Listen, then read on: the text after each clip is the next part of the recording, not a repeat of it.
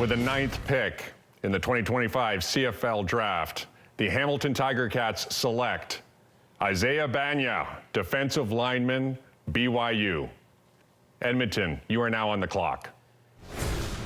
Isaiah Bagnah with 50 college games, 110 tackles. Maybe didn't test as well as many expected at the Big 12 Pro Day, same at the Combine, but there's still some ceiling here for this player. Yeah, there is, and certainly a guy, as you alluded to, that I think probably everybody wanted to see a little bit more from at the CFL Combine in particular, but he had come from the Big 12 Pro Day, a little bit tweaked, hurt himself in testing, and that left him unable to participate in some of the contact stuff at the Combine. But this is a guy who has played at a couple D1 schools, Boise State, prior to BYU, has had a productive career. You like his frame, certainly, and for the Hamilton Tiger Cats, we saw them take Devin Veresuk, a linebacker, in the first round, now going D-line in the second round. They sort of let go of all their Canadian defensive linemen, or most of their Canadian defensive linemen prior to last season. When you think about Mo Diallo, Mason Bennett, guys that had been high picks that had been there for a couple of years.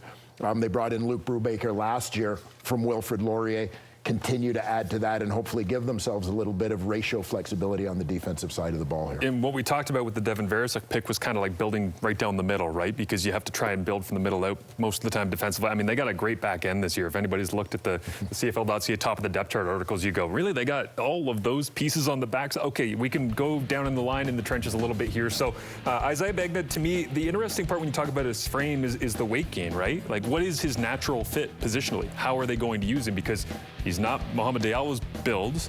He's not really an outside end that's going to be a depth guy or working alongside with Brubaker moving forward. So where his actual slot is, what they want to do with him, I'm a little bit intrigued by this pick, Lapo, because I don't think that there's that true home run. Devin Veresuk's a middle linebacker, and he's going to be great pretty quickly. I think this one is, they're going to have to feel it out in training camp and see where he goes. Yeah, maybe lose a little bit of weight, because he is athletic. And you saw at times on his college film, they took him off playing defensive end, and they put him as a linebacker at times. So in their 3-4 packages, they kept him in the game. So, you know, Hamilton's hoping, hey, can we develop this guy to take 10 to 12 reps a game to make sure you can give your starters, a little bit of a breather. I think last year Ted Govaya brought in Owen Hubert, right, from McMaster guy. Came with him from Winnipeg. So they got 2 defensive ends there. This another depth defensive end to see who can get me 10 or 12 plays and get started as a break.